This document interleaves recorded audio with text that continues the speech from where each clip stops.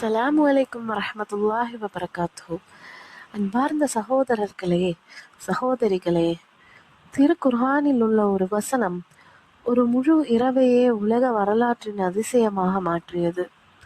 திருக்குர்ஆன் அத்தியாயம் 17 வசனம் 1. சுப்ஹானல்லதி அஸ்ரா பி அப்திஹி லைலன். தன் அடியாரை ஒரே இரவில் அழைத்து சென்ற அல்லாஹ் மிக பரிசுத்தமானவன். இந்த வசனம் குறிப்பிடுவது இஸ்ரா பயணம். நபி முஹம்மது ஸல்லல்லாஹு அலைஹி வஸல்லம் அவர்கள் மக்காவிலிருந்து ஜெருசலேமில் உள்ள மஸ்ஜிதுல் அக்ஸாவுக்கு ஒரே இரவில் அழைத்து செல்லப்பட்டார்கள்.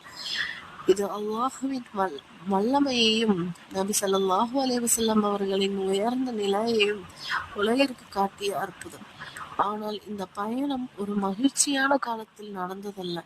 இது நடந்தது நபி ஸல்லல்லாஹு அலைஹி வஸல்லம் அவர்களின் வாழ்க்கையில் மிகவும் கடினமான காலத்தில். அவர்களின் அன்பு மனைவி கதீஜா ரலி மறைந்தார்கள். பாதுகாவலரான அபூ தாலிப் மறைந்தார். இதயத்தில் வேதனை, வாழ்க்கையில் தனிமை. அந்த நேரத்தில் தான் அல்லாஹ் தனது நபிக்கு இந்த மகத்தான பயணத்தை அளித்தான். ஆறுதலுக்காக, மரியாதையை உயர்த்துவதற்காக. இஸ்ராவுக்கு பிறகு தொடங்கியது மிஹ்ராஜ் பயணம். நபி ஸல்லல்லாஹு அலைஹி வஸல்லம் அவர்கள் ஜிப்ரீல் அலைஹிஸ்ஸலாம் அவர்களுடன் 7 வானங்களுக்கு உயர்த்தப்பட்டார்கள். ஒவ்வொரு வானத்திலும் முந்தைய நபிமார்களை சந்தித்தார்கள். ஆதம் அலைஹிஸ்ஸலாம், ஈசா அலைஹிஸ்ஸலாம், யூசுப் அலைஹிஸ்ஸலாம், இத்ரீஸ் அலைஹிஸ்ஸலாம், ஹாரூன் அலைஹிஸ்ஸலாம், மூசா அலைஹிஸ்ஸலாம், இப்ராஹிம் அலைஹிஸ்ஸலாம். ஜன்னத்தையும் நரகத்தையும் கண்டார்கள். அதன் பின் சென்ற இடம் சிதறத்துல் முன்தஹா. அங்கு ஜிப்ரீல் அலைஹிஸ்ஸலாம் கூறினார், இதற்கு மேல் எனக்கு எல்லை. அதை தாண்டி சென்ற ஒரே மனிதர் நம் நபி முஹம்மது ஸல்லல்லாஹு அலைஹி வஸல்லம். அங்கே அல்லாஹ் சுப்ஹானஹு வ தஆலா நபி ஸல்லல்லாஹு அலைஹி வஸல்லம் அவர்களுடன் நேரடியாக உரையாடினார். அப்போது உம்மத்திற்கு மிகப்பெரிய பரிசு வழங்கப்பட்டது, தொழுகை.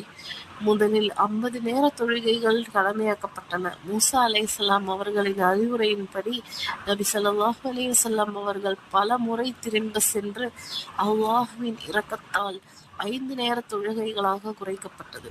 ஆனால் நன்மை 50 தொழுகைகளின் நன்மை.